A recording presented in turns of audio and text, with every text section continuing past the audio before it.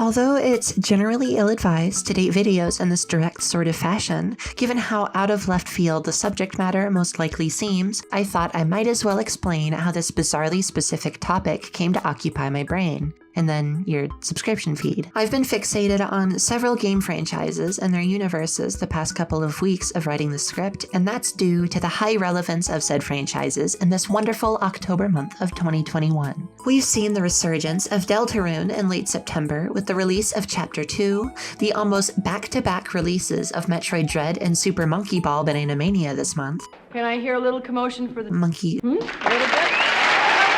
And probably most notable of all, the reveal and release of the final Smash Ultimate Fighter, Sora. Although my Deltarune craze has begun its slow subsidence and my monkey brain has begun to die down. Actually, no, that's not going anywhere anytime soon. I think that's here to stay. Forget I said that nonsense. The two that have been the most prominent to my day-to-day thoughts have definitely been Metroid and Smash. I've been playing through and thoroughly enjoying Dread. Like, oh my god, it's so good. Please go play it if you can.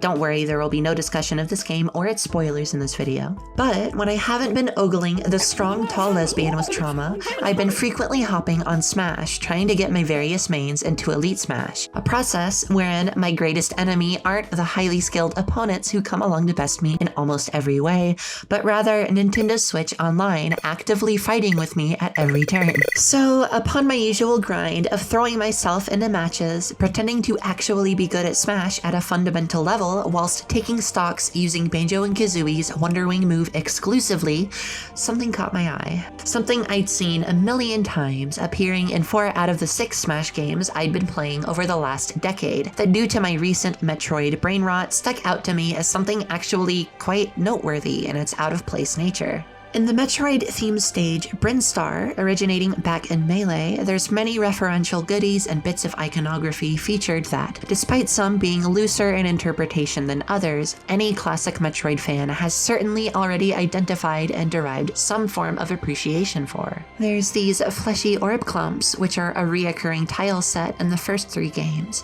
These ancient stone pillars with distinctly perturbed expressions like those seen in Metroid and Super Metroid. The classic piss yellow hazardous acid, as we've seen many times throughout the series. And, of course, this Chozo statue here in the back that will damn get up from time to time to take a leisurely damn stroll, referencing the mini-boss Chorizo from Super Metroid. But the most prominent visual of the stage, which just so happens to be taking up the most spatial real estate in the background, is this colossal alien life form, hanging from the roof of this cavernous area by what seems to be some web-like growths of organic matter. It's quite obvious from its behavior that this thing is very much alive, with the irregular thrashing of its brainstem tail and pulsating growths seeming to signify some sort of neural stimulation from its aggressively shifting acidic environment. And I say brainstem because, yes, everyone who has laid eyes upon this big fella has noticed its 100% intentional brain-like appearance.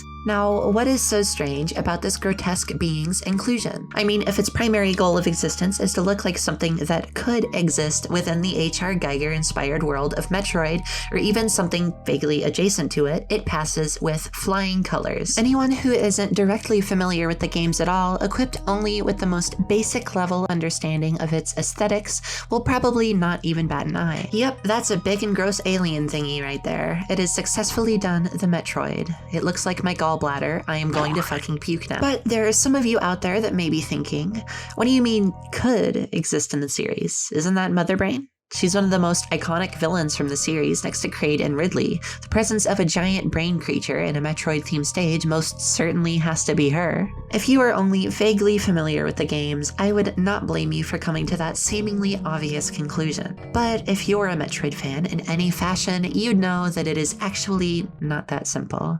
Not at all, my friends. This is where the perplexing nature of this strange specimen comes into play. Being a pretty big Metroid fan ever since I was a kid, I've certainly tried to compare the two before, but upon doing so, I always came out the other side fairly confused. There were too many inconsistencies between this thing and the designs of Mother Brain that I had seen to identify it as such. Is this some form of her that I just hadn't seen? Is this some entirely separate creature that exists in one of the games I hadn't played yet? Growing up and playing each new installment of Smash, I just kind of began to accept its enigmatic nature, categorizing it in my mind as just just some weird mother brain lookalike, and my thoughts on the matter subsequently never went any deeper. This stage, of course, became a bit of a legacy stage, returning in all installments but Smash for Wii U. Seeing it so many times across all these games kind of desensitized me to the fact that I'd never figured this thing out. This was just a weird Smash doodad to me at this point. Whatever, who cares? Look, Sonic the Hedgehog is standing next to Mario from Mario. What the hell? I had only during my recent October Metroid/Smash surgical brain fusion unearthed that mystery from the depths of my subconscious and went, no, like for real, what the fuck is this thing? This is not any mother brain design that has ever existed. She has never looked like this in any canonical appearance. I'm way more familiar with these games now to be almost certain that this thing is not an existing creature in any of the games. Is this just some entirely original being they put in for the hell of it? Why would they do that? Sure, Smash has a lot of original characters and elements, but not in any of the series-based multiplayer stages. Why go through the hassle of putting in this gigantic pivotal background element with animations and everything? Like, why go through the hassle of making it a brain if you're not going to make it Mother Brain, which would have been an actual reference? I mean, at least slap an eyeball and some spikes on this thing. Like, how hard would that have been? Why are you MILF teasing me here? The part that makes this mystery even more frustrating is that there's absolutely no acknowledgement of this creature's existence in any official place you look, according to all those available to me at least. In the 4 games with this stage, there's no stage description, no trophy, no bit of flavor text anywhere that gives any info about this thing. I went and looked through all of the instruction manuals, hoping to find a section about the stages, but there was nothing. I then went to the Smash Dojo, the Smash 4 site, and the Smash Ultimate site, and was able to find a short blurb for each of the stages. However, they're all very surface level, and Brinstars does not mention the creature or any background element for that matter.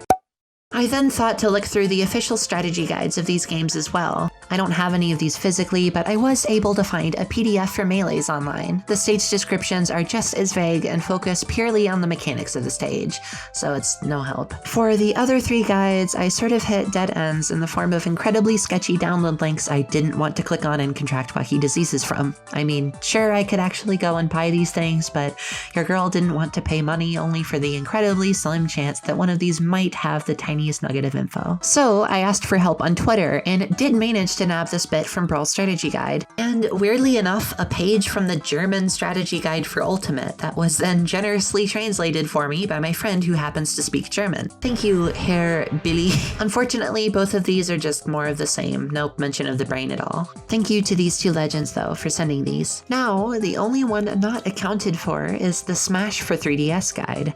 I don't have any hopes for this containing anything different, but hey, if you have a pic or screenshot of this thing, definitely send it my way. Even the various wikis give a big shoulder shrug when having to address this elephant in the room, calling out the obvious couple of similarities to Mother, and then assigning it a label of something like unidentified fleshy being or a gigantic alien organism. I came across a Reddit thread discussing this topic, by the way, where someone ascribed the name Daddy Scrotum to this thing. There's nothing else to that, just thought that was worth pointing out. The pure bizarre nature of this creature is something that I rarely ever see talked about, only popping up in the occasional YouTube comment section or tiny forum thread. And this just wouldn't do. I had to make a video discussing this to bring this mystery to the masses and possibly come up with some slightly reasonable answer as to what this thing is. We have to give this poor thing some sort of existential clarity. It's the least we could do for them. So first, let's examine that mother brain comparison a little closer, just to make sure we've covered all our bases. As we've established, there are some parallels to be made, this creature being a giant sentient brain affixed above a pit of hazardous liquid being the main one. This is a pretty standard brain, having the cerebrum, brainstem, the works. No cerebellum though.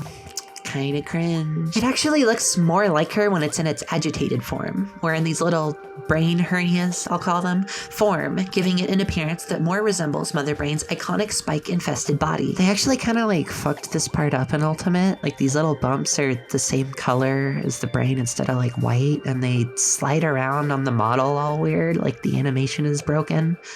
I don't know what went wrong here. There are also wires and man-made metal beams present around the stage, as well as these little breakable flesh tendons, which all vaguely bring back memories of the room Mother Brain resides in. However, this is as far as the similarities go. The list of differences is far longer. The first one I should get out of the way is, yes, the fact that Mother Brain has never resided in Brinstar. In every game she's appeared in, you fight her in Torian, a small linear area separated from Brinstar by an elevator ride. However, this inconsistency is rather frivolous in the context of Smash. Location accuracy for stage gimmicks or hazards is not something they religiously uphold to any degree. So I'm not going to use this as any definite piece of evidence or anything. However, I will use the design though, because man, when you get past the whole giant brain thing, this bitch doesn't look anything like Mama. There's no singular eyeball or visible eyes in general, something she's always had, even in her outdated original Metroid 1 design, which had 2. No, that one doesn't count. No, seriously, stop. Its brainstem is covered in all sorts of icky nudules and credules, something she's never had in the games, and probably the most crucial missing detail, the giant glass enclosure she's always contained in. Like, if they put this thing in a pickle jar or a fucking plastic Tupperware cereal container, this video wouldn't even exist. It would be Mother Brain in my mind, plain and simple. But instead, it hangs from the ceiling, exposed to the elements like some sad little unbagged worm. All of these differences added together paint a fairly clear picture, at least for me. The lack of visual cohesion between the two is enough in my mind to declare this being an entirely separate alien life form. But if you need more proof to aid this conclusion, I have one bit of evidence that kind of puts the nail in the coffin. As pretty much all of you know, on top of the massive 82 characters and 113 stages, all hailing from various game franchises and universes, there also exist 55 Pokemon that can be summoned from the Pokeball and Master Ball items collectively, and 59 franchise-specific characters that can be summoned from the Assist Trophy item. What you may or may not know is that some of these stages in the game prohibit the use of certain Pokemon and Assist Trophy characters for various reasons, the most notable in this case being the existence of a said character or characters in the background of the stage. The Moon cannot be spawned on Termina, Knuckles on Green Hill, or Kapp'n on any of the Animal Crossing stages, because they're already present or can already appear in that stage. And as we also know, starting in Smash 4, Mother Brain makes an appearance as an Assist Trophy, and you probably already know where I'm going with this. So, can she be spawned on Brinstar in Ultimate?